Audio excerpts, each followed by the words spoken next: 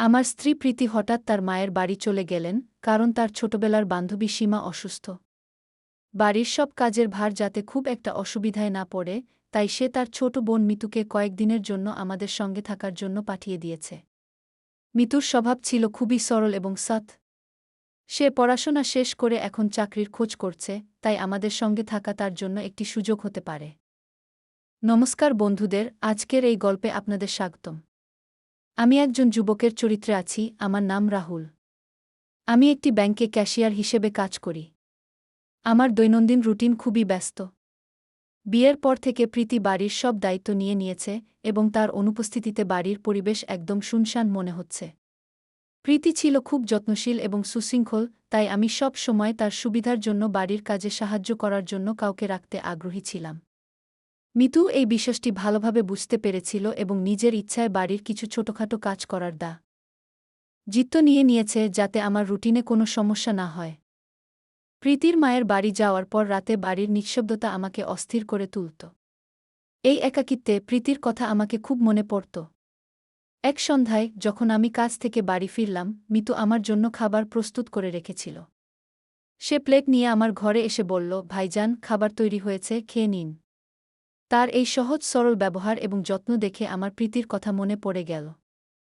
কিছুদিন এভাবেই কেটে গেল।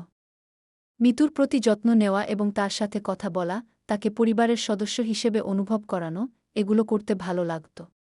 কিন্তু একদিন যখন আমি অফিস থেকে বাড়ি ফিরলাম, তখন দেখলাম আমার বিছানার পাশে কারো তেলের একটি বোতল রাখা হয়েছে।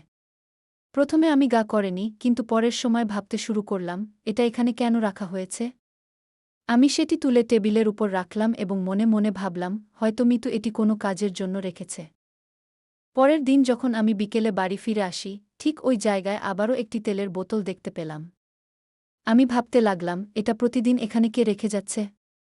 কিছুক্ষণ পর মিতু খাবারের প্লেট নিয়ে আবারও আমার রুমে এসে বলল, ভাইজান, খাবার প্রস্তুত। আমি তার কাছে প্রশ্ন করলাম, এতদিন ধরে এটা রোজ তেলের বোতল কেন এখানে থাকে। সে হাসতে হাসতে বলল, আপনার পিসি বলেছে আপনার মাথা ব্যথা হয়, তাই নিয়মিত তেল দিয়ে মালিশ করার কথা।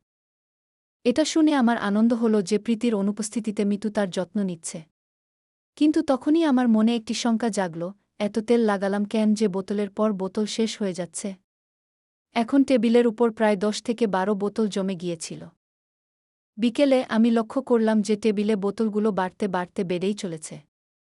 স্ত্রীর অনুপস্থিতিতে আমি একটু অব্যবস্থাপনার মধ্যে ছিলাম, তাই বিশেষ কোনো গুরুত্ব দিইনি। কিন্তু এক রাত যখন আমি ঘুমানোর জন্য আমার ঘরে এলাম, তখন দেখলাম একটি আলুর উপর তেল লাগানো হয়েছে এবং সেটি আমার বিছানার উপর রাখা। তার পাশে আবার একটি তেলের বোতলও ছিল। এই দৃশ্য দেখে আমার রাগ হল। আমি জোরে আওয়াজ দিয়ে মহেশ নামে উকিলে ডাকলাম, যাতে আমি জানতে পারি এখানে কি চলছে। যখন মহেশ এল, তিনি বললেন, স্যার, আমি গেটের ব্যবস্থাপনার জন্য আছি। আপনার আওয়াজ না শুনলে আমি কখনো ভেতরে আসি না। আমি এ ব্যাপারে কিছু জানি না। আমাকে ক্ষমা করে দেন। বলতে বলতেই তিনি গেটের দিকে ফিরে গেলেন। এখন বাড়িতে শুধু আমার ছোট বোন মিতুই ছিল, যিনি একজন যুবতী। আমি ভেবে দেখলাম আমি তাকে এই বিষয়ে প্রশ্ন করতে পারব না। আমাকে মনে হলো সে এমন কিছু করবে না।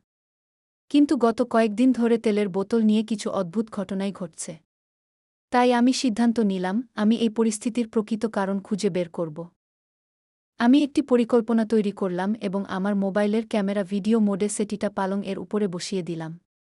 এটিকে এমনভাবে লুকালাম যাতে কেউ দেখতে না পায়। সিম কার্ডও বের করে দিলাম যাতে কোনো ফোন আসতে না পারে। ওই রাতে আবারও আমার পালঙে একটি তেলের বোতল রাখা হয়েছিল। আমি স্বাভাবিকভাবে খাবার খেয়ে রেকর্ডিং দেখার জন্য প্রস্তুত হলাম। ভিডিওতে দেখা গেল একজন মহিলা তার মুখ ঢাকা অবস্থায় পালঙের উপর তেলের বোতল রাখছে। কিন্তু তার মুখ দেখা যাচ্ছিল না। আমি ভাবতে লাগলাম, বাড়িতে তো শুধু আমার ছোট বোনই আছে, তাহলে সে কি এমন কিছু করতে পারে। আমার অন্য মন বলল, না, সে তো এমন অদ্ভুত কাজ করবে না। তার ব্যবহার সব সময় সৎ এবং সংযমী ছিল। কয়েকদিন ধরে আমি ক্যামেরা চালু রেখে বাইরে যেতে থাকলাম। কিন্তু প্রতিবার ওই মহিলাটি মুখ ঢাকা অবস্থায় তেলের বোতল রেখে যেত। কখনো কখনো সে গাজরের উপরও কিছু তেল লাগিয়ে রাখত। এক সপ্তাহ কেটে গেল এবং এ সময়ে আমার স্ত্রী প্রীতির পিতামাতার কাছে থাকার জন্য মায়ের বাড়িতে ছিল, যেহেতু তার পুরানো বন্ধু অসুস্থ হয়ে পড়েছিল। সে আমাকে প্রতিদিন ফোন করত, কিন্তু আমি তার ফোনের উত্তরে কিছু বলিনি। এখন আমার জন্য এটি একটি রহস্য উন্মোচনের সময় ছিল। স্ত্রীর অনুপস্থিতি সত্ত্বেও এই তেলের ঘটনা ক্রমশ বৃদ্ধি পাচ্ছিল। আমি অত্যন্ত উদ্বিগ্ন হয়ে পড়েছিলাম, তাই আমি এই রহস্যের সমাধান বের করতে চাইছিলাম। একদিন আমি মিতুকে বললাম, আমি দেরিতে ফিরে আসব। আমি এটাও বললাম, আমার ফোন না করে দরজা খুলবে না। বলার পর আমি চুপচাপ বাড়ির বাইরে চলে গেলাম। আমি বলেছিলাম, দরজা খোলার আগে আমার ফোনে যোগাযোগ করো না, এবং তারপর আমি শান্তিপূর্ণভাবে বাড়ির পিছনের সিঁড়ি দিয়ে আমার ঘরে ফিরে গেলাম, খিড়কির মাধ্যমে ভিতরে ঢুকলাম এবং পালঙের নিচে লুকিয়ে পড়লাম। মাঝরাতে আমি খিড়কির কাছে কিছু সাড়া শব্দ শুনতে পেলাম। একটি মহিলা খিড়কির মাধ্যমে ভিতরে এলো এবং এক বোতল তেল বের করে আমার পালঙের উপর একটি গাজরের উপর রাখল। যখন সে খিড়কি দিয়ে বাইরে যাইবার জন্য প্রস্তুতি নিচ্ছিল, আমি তাকে ধরে ফেললাম এবং ঘরে টেনে নিয়ে এলাম। যখন আমি তার মুখ দেখলাম, আমার পাতলার মাটি যেন সরে গেল। এটি আমার স্ত্রী প্রীতি। সে তো মায়ের বাড়িতে ছিল। আমি বুঝে উঠতে পারছিলাম না সে কেন চুপিসারে ঘরে এসে তেলের বোতল রাখছে। আমি একটু সময় নিলাম এবং তারপর জোরে ডেকে উঠলাম, এটা কি? তুমি এমন অদ্ভুত আচরণ কেন করছ? আমি প্রশ্ন করলাম, তুমি তো মায়ের বাড়িতে আছ। কেন তোমার রুমে এসে এই বোতল রাখছ? আমার প্রশ্ন শুনে তার মুখ লজ্জায় লাল হয়ে গেল। এখন আমার স্ত্রীর সত্যতা সবার সামনে এসেছে। হঠাৎ করে সে কেঁদে ফেলল এবং বলল, বিয়ে হওয়ার 4 বছর হয়ে গেছে, কিন্তু আমাদের কোনো সন্তান হচ্ছে না। তাই আমি একজন ঔষধ দ্বারা চিকিৎসককে দেখেছি। তিনি বললেন, তোমার স্বামীকে কিছু না বলে বিশেষ স্থানে সর্বদা জৈতুনের তেল লাগাতে হবে। প্রীতি বলল যে সে এই সময়ে তার একটি বন্ধু জয়ার বাড়িতে ছিল, কারণ চিকিৎসক বলেছেন যে এই সময়ে তাকে আমার থেকে দূরে থাকতে হবে। তার কথা শুনে আমি তাকে জড়িয়ে ধরলাম, হে আমার, তোমার বাইরে আমার আর কারও নেই। এখন আমি বুঝতে পারলাম, আমার স্ত্রী মহৎ উদ্দেশ্য নিয়ে সকল কিছু করছে। আমাদের এই পুরো কথোপকথন তখন দরজায় দাঁড়িয়ে থাকা আমার ছোট বোন মিতু শুনছিল। সে হেসে বিষণ্ণভাবে হাত চাপা দিয়ে দাঁড়িয়েছিল এবং আমি এই দৃশ্য দেখে অস্বস্তি অনুভব করলাম। আমরা সবাই বোতলগুলোকে পাশের আবর্জনার ডিব্বায় ফেলে দিলাম, কারণ আমি এমন উপায়ে বিশ্বাস করি না। পরে আমরা দুজনেই একজন ভালো চিকিৎসকের কাছে গেলাম এবং সেখান থেকে সঠিক চিকিৎসা গ্রহণ করলাম। কিছু মাসের মধ্যে প্রীতি গর্ভবতী হয়ে উঠল। এখন তার মুখে যে আনন্দ ছিল তা দেখে আমি দারুণ খুশি ছিলাম। প্রীতির মুখে সেই আনন্দ যা সে সবসময় থেকে চাইছিল। প্রতিদিন তার মুখে এক নতুন জ্বলজ্বলে উজ্জ্বলতা থাকত, যেন তার জীবন পূর্ণ হয়েছে। আমরা দুজনেই আরও কাছাকাছি হয়ে গেলাম। প্রীতির সাথে আমাদের মধ্যে সমস্ত দূরত্ব মিটে গেল। এখন তার যত্ন নেওয়া আমার জন্য নতুন একটি দায়িত্ব হয়ে দাঁড়িয়েছিল। প্রতিটি মুহূর্তের খেয়াল রাখা আমার জন্য বিশেষ একটি উদ্দেশ্য হয়ে গেল। এক সন্ধ্যায় যখন আমি বাড়ি ফিরলাম, তখন দেখলাম প্রীতি বারান্দায় দাঁড়িয়ে আকাশের নীলাভ বর্ণের মাঝে হারিয়ে যাওয়া সূর্যকে দেখছে। আমি ধীরে ধীরে তার পেছন থেকে এসে তাকে জড়িয়ে ধরলাম। সে হাসতে হাসতে বলল, জানি, আমার কাছে এখন সবকিছুই রয়েছে, শুধু তুমি সবসময় আমার পাশে থেকো। তার চোখে আনন্দের আভা ছিল, যেন সারা জীবনের স্বপ্ন পূর্ণ হয়েছে। অশ্রু ছিল এবং আমার জন্য সেই মুহূর্তটি যেন এক জাদু। আমি তার হাত আমার হাতে নিয়ে বললাম, তোমার ছাড়া আমার জীবন অসম্পূর্ণ ছিল। এখন তোমার সঙ্গে থাকলে আমি নিজেকে সবচেয়ে সুখী মানুষ মনে করি।